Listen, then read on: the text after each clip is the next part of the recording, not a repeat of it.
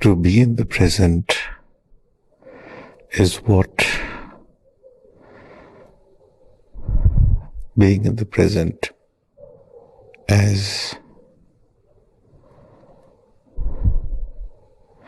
going outside the time,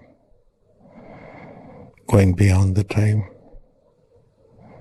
So the time stops, it's eternal. It's in the now is eternal. The now is eternal. You need to distance yourself from the time to be in the present. You have to distance yourself from the time to be in the present. To distance is to be an observer. Be watchful of the present. Be watchful of the present. To distance yourself, to go beyond the time. Okay. And once you go beyond the time, you start seeing things in the present. Otherwise, you're not seeing things in the present. You're seeing it as a message that you perceive is real, and in the present is basically a flashback of your fears. These are fears which are from the past or from the future is where the worry is. So the flashback that you get, perceiving it as present, being in the now, is actually a flashback either from the memory or from the fear of the future. So the memory belongs to the past, fear belongs to the future. And in the present is where the eternity is. That eternity is the message that is being relayed through all the time. And that one message of eternity is basically Dharma.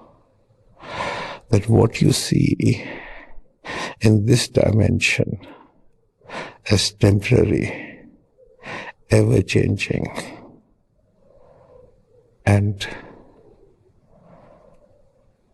temporary, the total opposite is eternity. So we live a reality of impermanence, and the reality is eternity. So the flashback that we are getting is what makes us believe life is temporary. But once you go beyond the flashback, you don't see from a preconceived way. Then you see the reality. Then you are witnessing reality. The journey then is, which Buddha says that, now that you are awake, so the journey starts. Before that, you're not even in the present. So life hasn't happened. We haven't taken a step, not outside, inside. Like so far we take steps outside. That's, we call it as journey, life, and the reality. But once you take your first step within, you come closer to yourself. Once you become aware, awake, a Buddha, then the magic is, And the beauty is to then come to an understanding, which is the Dharma. That is, every instance is a potential trigger. Every interaction, every thought, every breath, every now is a trigger, a potential, a possibility, an opening, a way. Dharma. To find Dharma in everything, once you come to that stage, that becomes Sanatan, that means you're eternal, and Dharma, that is Sanatanah Dharma. Once you know that what is eternal and what is Dharma, that is Sanatanah Dharma. This is eternal. Rest is all temporary. You can make stories, you can manifest anything. All are possibilities.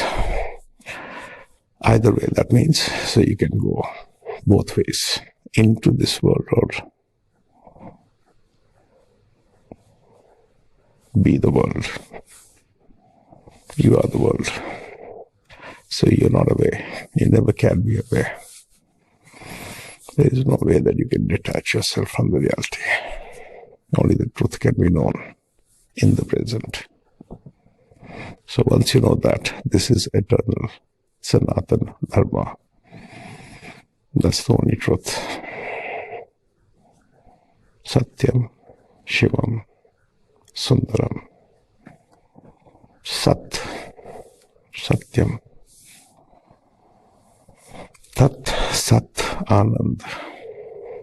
Tat, Sat, Anand. Tat, that is that. That is that. Tat is that. That. You don't give any color to it. That. That which is, that is only truth. Sat. What it is Sat, is only truth. That is all exists. Only truth exists. The rest is just the outside the present. So the present is only truth. Chit. Sat, Chit. Chit means being awake, being a Buddha. Sachit. Anand. Sachit Anand. Anand is without a cause. Anything that is without a cause, that is not dependent, that is free, that is eternally free,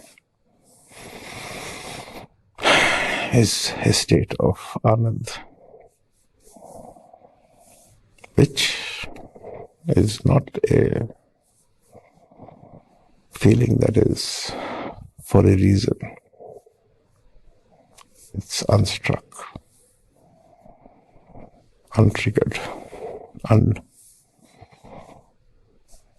unmanifested even. It's an experience, it's not manifestation. So the manifestation is in this world. Experience is of the world. Sat, Chit, Anand, that which is true, is eternal.